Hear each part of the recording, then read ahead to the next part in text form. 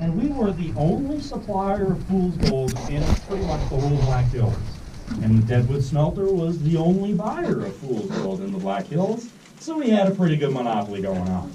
Now, after a while, it did become more profitable for Syme to just mine out the fool's gold than it was the real gold. So I like to say that Syme's mine was a fool's gold mine, with gold mining just sort of on the side. So yeah, does anyone have any questions for me before we continue on? No? Okay, so everyone at the lights and down can just keep going that way till you see the big open room. All right? And those of you guys in the back, I'm going to show you everything you just heard. Oopsie. Yeah, if you don't want to hit your head, stay on this left-hand side. I learned that from experience. All right, so the black on the ground and right above me, that's the graphite. These are the crystals, the melanterite crystals. That's what those are. This is the iron in the iron oxide. That's what that is. That yellow is the sulfur, and this is the quartz. And if you look, this is the fool's gold. That's what that is. All right. So now y'all got a really good look at it. Is there any fool's gold on the ground? There might be. If you find some, you're more than welcome to take it. Just don't hit the wall and drill it out, because that'd be real bad. Okay. So when you guys are ready, you can just come on Wait, put the this light way. back here. What are you looking for, Ezra? Fool's gold. Find a piece. All over the floor. Find a piece. Why did you just do that, Tavian? Can I have that piece? I touched it anyway. This piece? Mm-hmm. Why?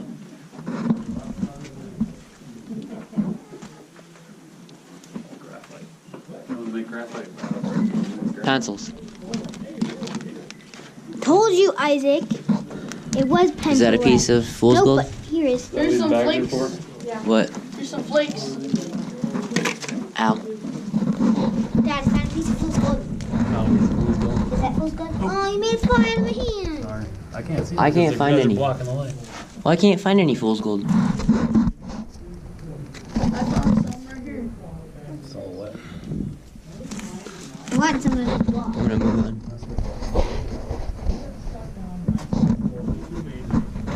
Firstly, the Deadwood smelter burnt down, and they were the main buyer of fool's gold in the area, so we really took it along. Now, the second reason also happened in 1904, and that is cyanide stripping became much more efficient that year.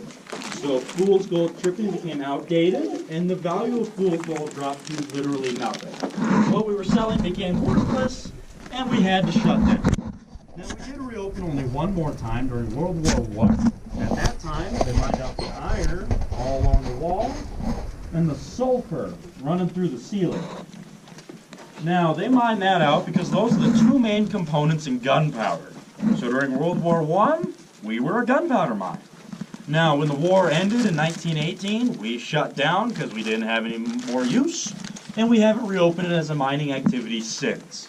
So the last time anyone was doing any sort of drilling in here was 100 years ago, long before any of us were around.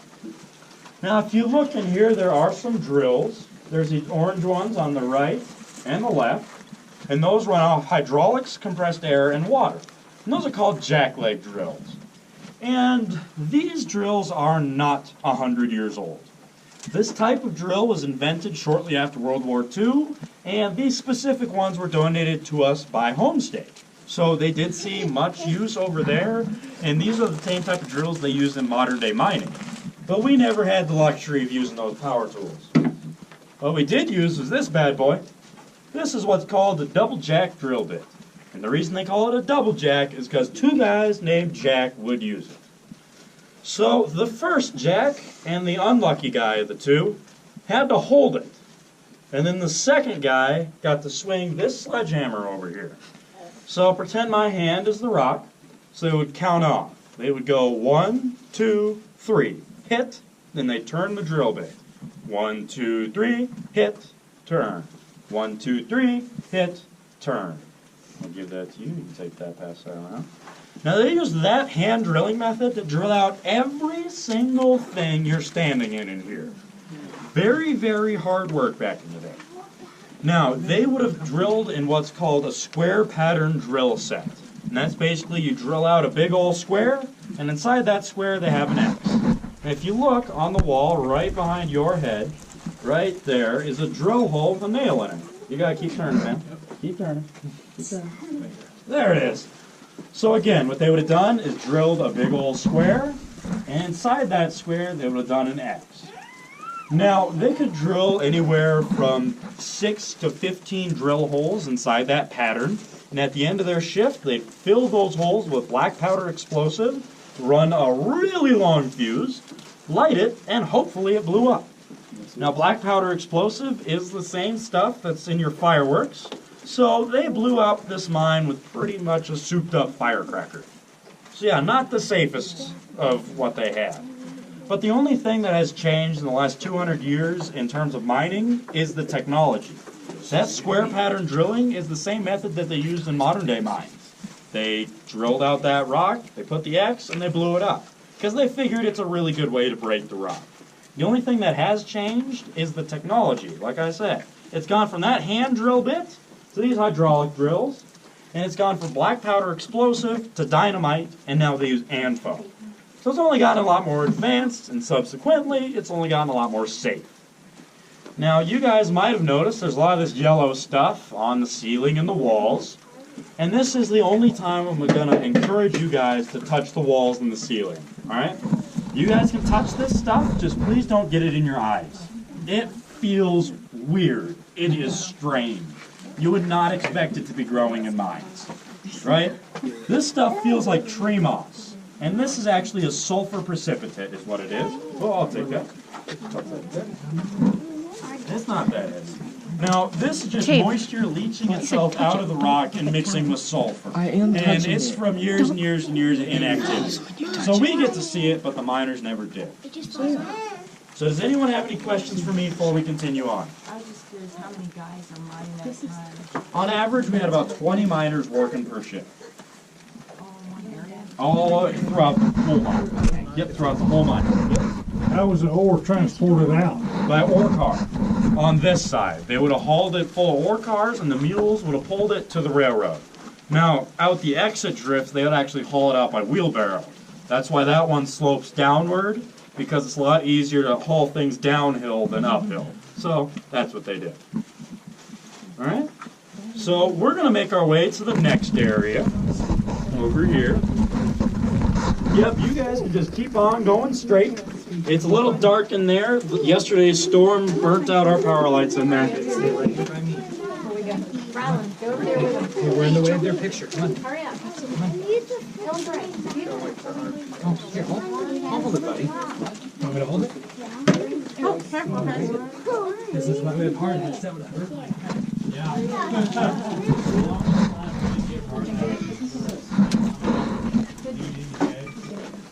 Oh yeah. No, we give you guys a Well, I appreciate it. Just want to keep That you would guys have knocked safe. me out cold right there. Oh yeah. I just smashed right into it. Even with the hard hats, I've knocked myself out in here once. Never do it again though. I don't think your candle's doing very much.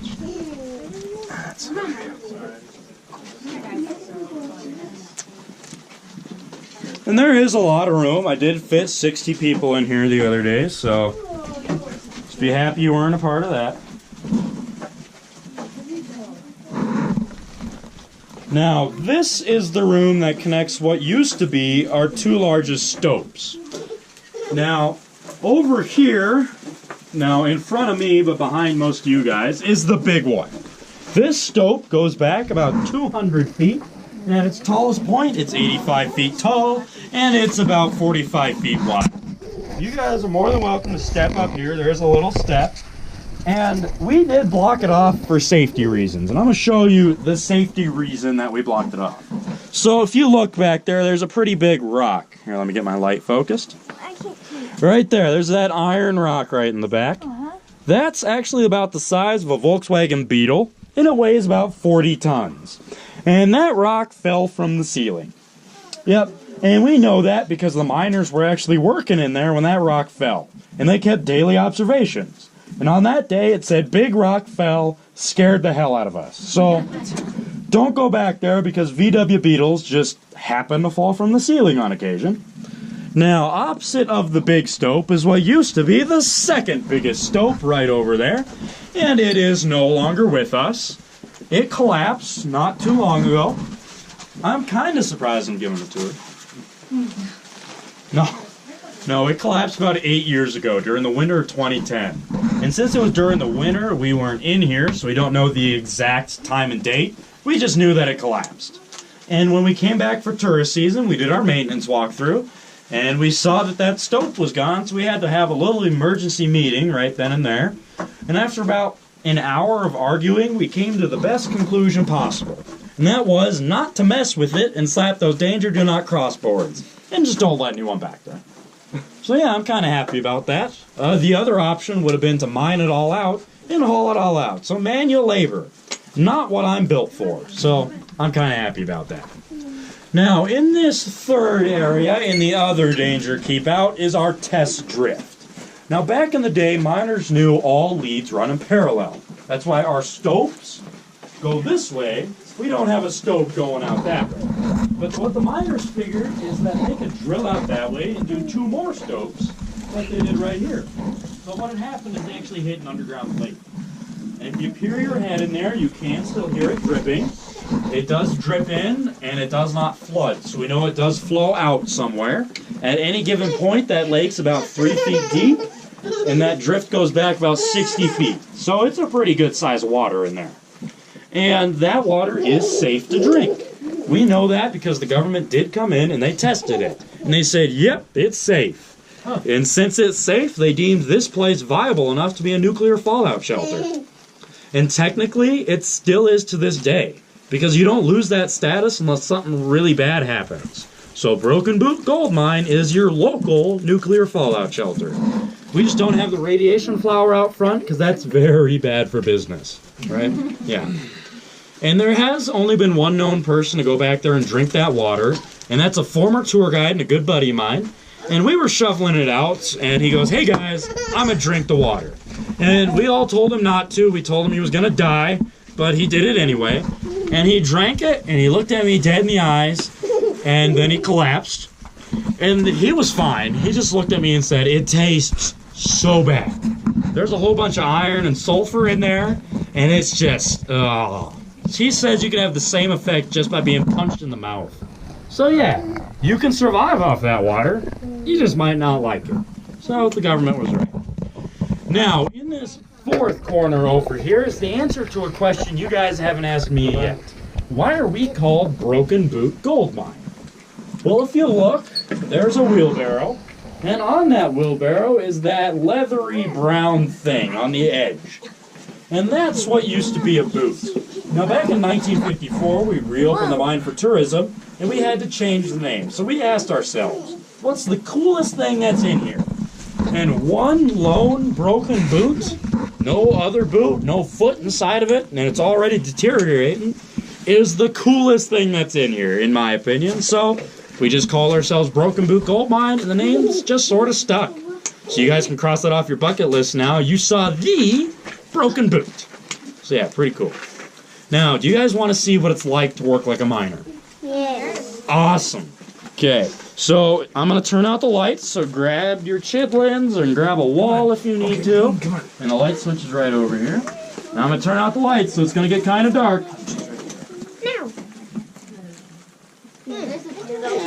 So, candlelight is what the miners had to work by back in the day. 2 miners would get 1 candle between the 2 of them, and that 1 candle would last the whole 10-hour shift. And earlier you heard me say that the unlucky guy has to hold the drill bit, right? I'm going to show you why. So I'm going to sneak over here. So they'd hold the drill bit about 3 feet beneath where the candle was because they didn't want to knock this thing out. So they'd hold it about right here. And you really can't see the edge of that all too well, so the guy holding it had to put his thumb over the edge. Because you can see the silhouette of my thumb a lot better than you can just see the drill bit. And that's why they counted off. They'd go 1, 2, 3. 1, 2, 3. 1, 2, 3. So just to recap, they used that hand drilling method, black powder explosives, and candlelight to drill out and mine out every single thing you can see in here. Very, very, very hard work back in the day. They did get paid about $2 a day, the miners did. And that doesn't sound like a whole lot, but adjusted for inflation, that's about $100,000 a year. So they did get paid pretty well. So, you know, it's a job. All right. Now, if that candle were to go out, we would be in absolute darkness. Now, do you guys want to experience that? Yes.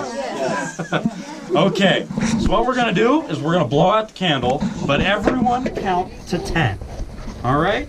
Now I'm going to make my way over here to the light switch, and whoever is closest to that candle, can you please, Bert, blow it out?